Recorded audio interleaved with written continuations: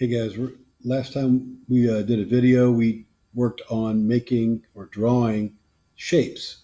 And we used the shapes tool. We went up here to draw, and we had all these shapes that we could draw on here, and we added them in to just a blank document or a blank image. So that's what we're gonna add to that a little bit this for today. So here are all of our geometric shapes.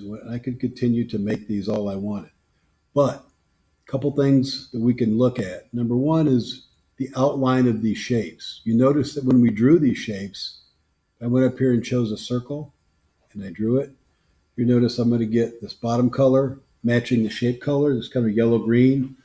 And the outline is this blue line around the outside. The outline is the top color. I can change that. If I don't want the outline to be on there, I can change that to a 0. It's actually a slider right here. I can go back and forth, or I can just change it numerically. So now there's no outline. So now when I draw a shape, I go back to my drawing tools, choose a star, draw it. See, there's no outline on there. I choose a heart, draw it. There's no outline on there. If I want to add an outline to one, again, I just go back to my outline. I decide how thick I want the outline. Say I want a really thick one, I make it 10. Maybe I want to change my color and make this one red and the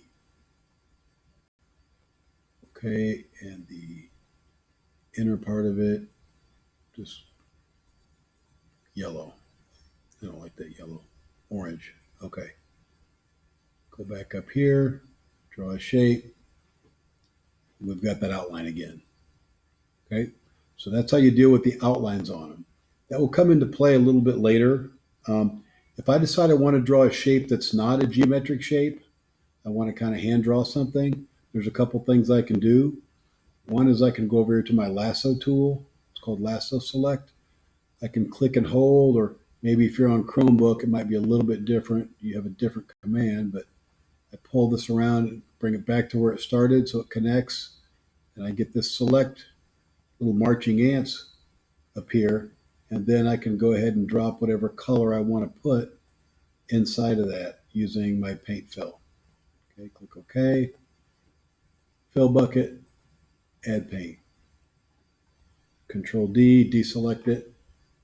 There's my irregular shape that I've drawn. I think that's probably all we need to show today. Go ahead and play around with that. See if you can get the outlines. See if you can use. Oh, here's one more thing we can show. If I go back to my shapes and I go back to this little command right here, it says resizer or Bezier.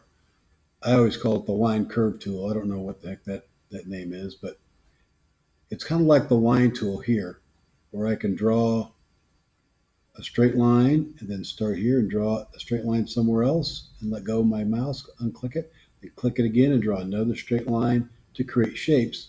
But with this one, when I draw a straight line on here, once I release the mouse button, I can now move my cursor around and it will curve that line. So you can make curved lines like that. And then when I click again, it's all done and it's by itself. So now I can go back to, I could use the same thing again if I want to make a football shape. Bring it down to here, let go, move it around, click when I'm done. And it will behave the same. I can still add colors to it. I can still select it with the wand and drop colors inside of it with the fill bucket. Okay, Control D to deselect.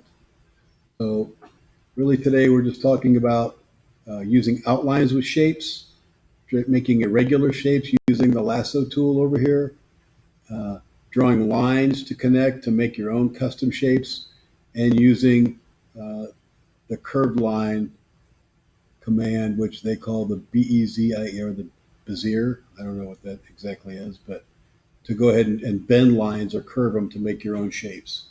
So go ahead and try that out.